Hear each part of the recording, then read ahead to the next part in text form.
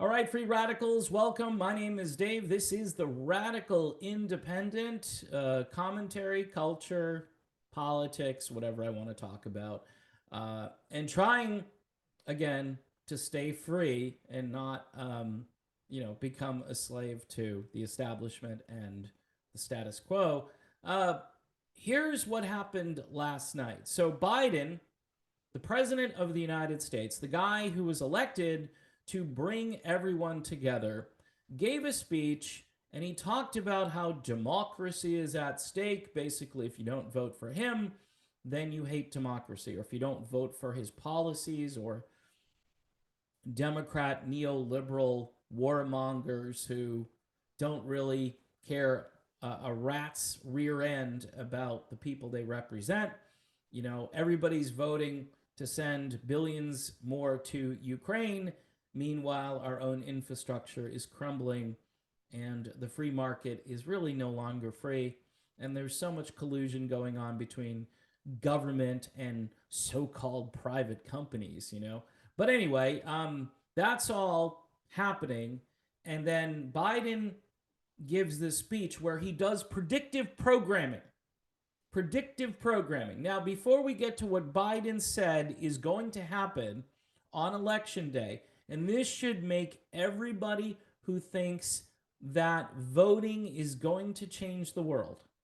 The voting is going to change the world. If you remember back in 2020, prior to the actual election itself, Hillary Clinton, of all people, she was out there, and I'm just going to share the screen here. We can let Hillary move and talk, but we're not going to listen to the cackling. Here's what she said in this video. And the interviewer is just so elated. She puts her arms up in the air when Hillary Clinton says what Biden should do is not concede. Not concede. Just don't concede. Okay. Well, some people will say Trump didn't really concede, although there's evidence that he did concede the election, but it wasn't amicable. I don't think he did a formal concession. What he did was, hey, I'm admitting that I'm not going to be able to reside at the White House after January, what is it, 20th? I'm not going to be able to go there anymore. The other guy's going to be going there.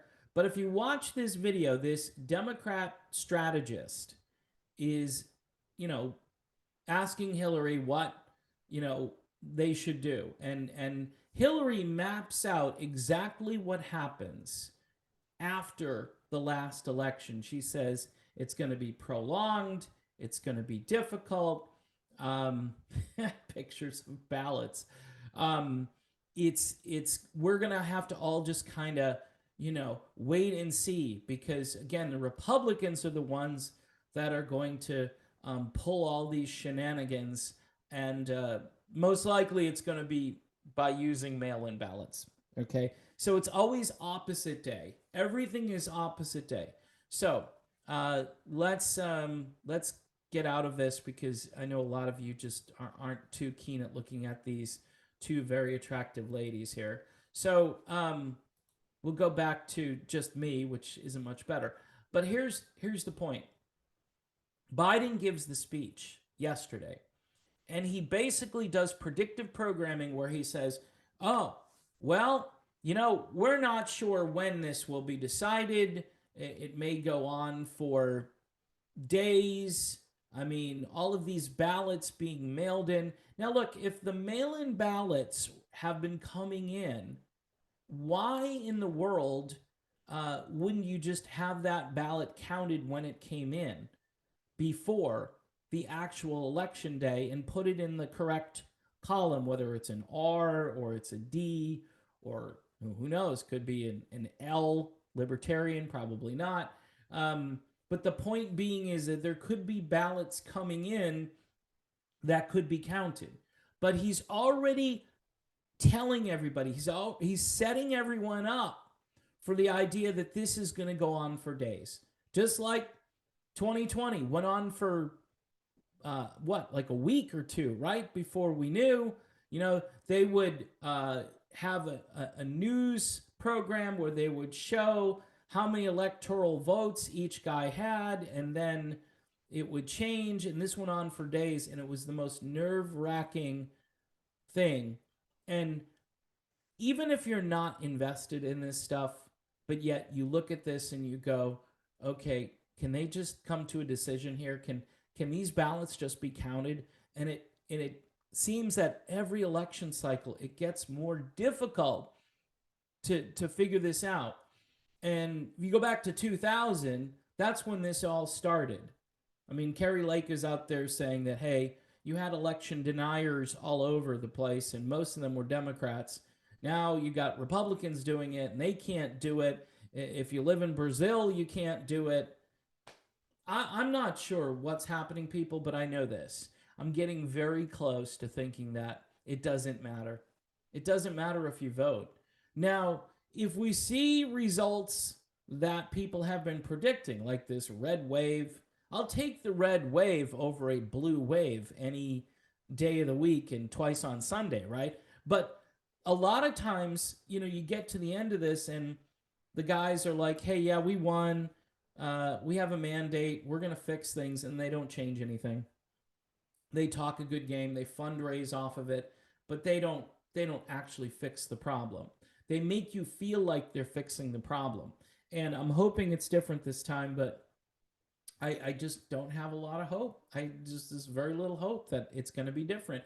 But the point of this video is to say, hey, they're telling you the election's going to be screwed up. They're telling you, like Hillary Clinton told you in 2020, I mean, you couldn't more clearly telegraph what she did in 2020. And now you've got Biden doing the exact same thing. In fact, this was just some Democrat activist, the center ring BS. I don't even know how many views the video got, but it's instructive. It got 16,000 views. Now, which isn't a lot. I can get 16,000 views, right? But the point isn't about the views. It's that she was out there saying it ahead of time, telling you what they were going to do, and Biden is doing the exact same thing. This should worry people who care about the elections. It should worry you. And it should concern you that I don't think we have a democracy anymore. We're hearing all the time about how J6 and this Pelosi thing, which is opposite day of actually what happened, in the sense that they're trying to brand him as some kind of MAGA dude, and I'm more like a Bernie bro. I don't even know what this guy was. The point is that they have put out this narrative that because people are upset about the country, about the elections, about pretty much everything, about the news media especially, those people don't have a right to talk about this. They don't. And like in Brazil, they're shutting it down. They're just shutting it. YouTube, shut it down. They might shut this video down. I don't know. I am really concerned that this is the end. You could say it's the end of democracy, but it's the end of voting. We'll see what the results are. Now, their argument on the left, or wherever they are, neoliberals, they're arguing that, well, these MAGA types are out there screaming and yelling because they're not getting the results that they want. So they're going to contest every election because they don't get the results that they want. Well, Hillary Clinton did that in 2016. Al Gore did that in 2000. I mean, you can go back, but then you have to look throughout history talking about how the elections are run. And you hear about irregularities. You hear about problems with certain machinery. You just do. And it's, why can't we do paper ballots the day of the vote? And why in states where there's no need to have mail-in voting, are we still under an emergency authorization? Actually, I think we are. That's the sad thing. I think Biden signed that again. And all of this sort of tricky dick sort of stuff that's happening behind the scenes, people probably aren't paying attention to. but they should be paying attention to what Biden said in this speech, because he's predictive programming. He's telling you, oh, yeah, expect that this is not going to just work itself out quickly. He told people to be patient. Be patient. I don't know, folks. I'm getting to the point where you don't take the red pill. You certainly don't take the blue pill. You might want to grab some black pills because at this point, I don't. I just the system is inherently broken. It's like, yes, we're doing the whole third world banana republic, where there's just so much corruption, and the government is telling you ahead of time that they're going to do this, that they're going to be corrupt. They're telling you. There's no disguising what this was yesterday. And again, I used the Hillary Clinton advice to Biden in 2020. She knew what was about to happen.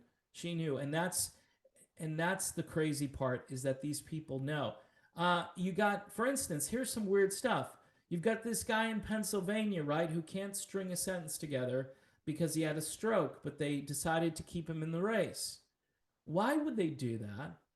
I mean, I know some people will say, well, he'll get sympathy because he's in this condition, but most people would say, well, he's really not fit to run for Senate, but they just keep him in there. Biden is a great example of this. Biden, as much as I, didn't like the field of candidates, they picked probably the worst candidate to be the president last time around. I mean, you could argue between Biden and Kamala Harris, and they made Harris the VP. So I guess it was a toss-up. Who could they control and manipulate the most? And those two people, I think, are 1 and 2 on the list. And now you've got an election which appears to be a wave election, maybe. And these guys are very confident or very nonchalant about their opposition to things. They got this woman in Arizona running for governor, Katie Hobbs. She won't debate Carrie Lake. All right, I don't care if you like Carrie Lake or not, and but the point is they're not debating. They're not having a debate. Katie Hobbs is playing the whole I'm gonna campaign from the basement, and I'm gonna say some gibberish now and then.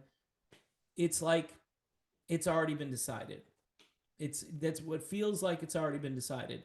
And you got Gavin Newsom in California, who doesn't have a strong opposition, although there was this great independent candidate who was running against him, who has gotten zero media attention, who should be getting a ton of attention because she's anti-lockdown and she's for civil liberties, but she's not getting any traction. But you look around the country and you think, why aren't these guys worried more? Even in Florida, like Charlie Crist, really running a horrible campaign. Maybe he just thinks DeSantis is going to win big and there's no point. Or do they know something? Do they know something? Mark this video. Here's the deal. I hope I'm wrong on all this and I'm now putting on the tinfoil hat. But it's weird how Biden does this thing where he's telling you the election's going to be screwed up.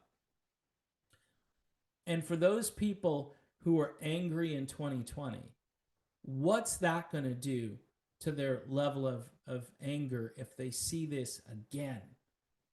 What are they going to do? See, for me, I'm going to recognize that there's no hope.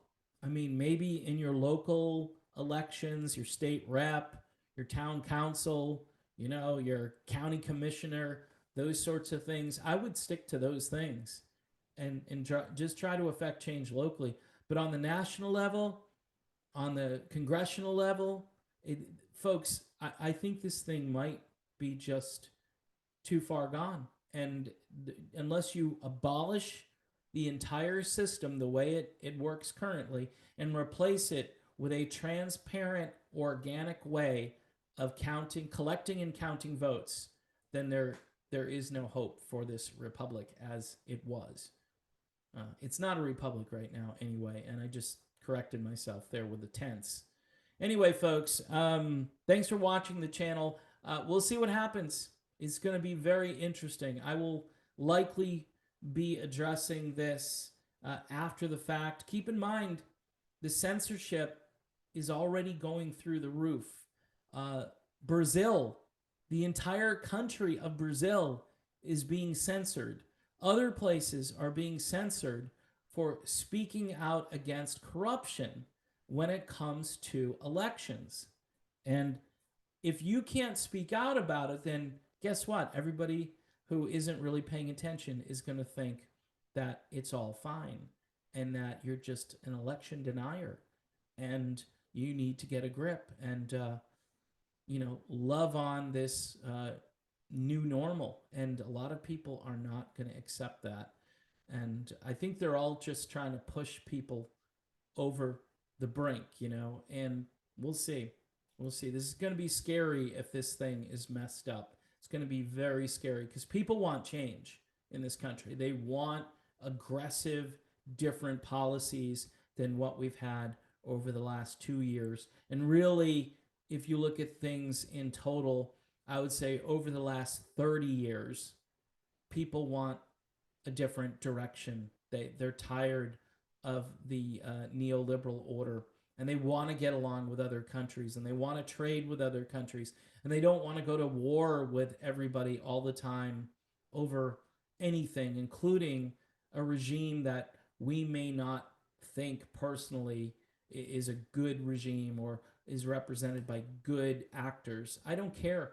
I want to take care of the people in this country first, and foreign policy, the way it has been orchestrated over the last 30 years, is just an abomination, and it needs to end. It needs to change. All right, people, I'm done. Thanks for watching. Don't forget to subscribe. Also, over on, I think it's Odyssey now, you can sign up for memberships over there. And I think I've enabled memberships on this channel. So check it out. If you'd like to support the channel, it's a cool way of doing it. Also, you can support me via Patreon over here. This channel's Patreon is shared with my other music-based channel. So you can sign up for that and give like $1 a month. And it helps me out because income is way down. All of a sudden, the algorithm, it's not working too well. We're doing pretty good on this channel compared to what we did, mostly because of Scott Ritter. A couple other videos. James Orguski doing fine work as always, and every so often he shows up here. So thanks again, and I will see you soon.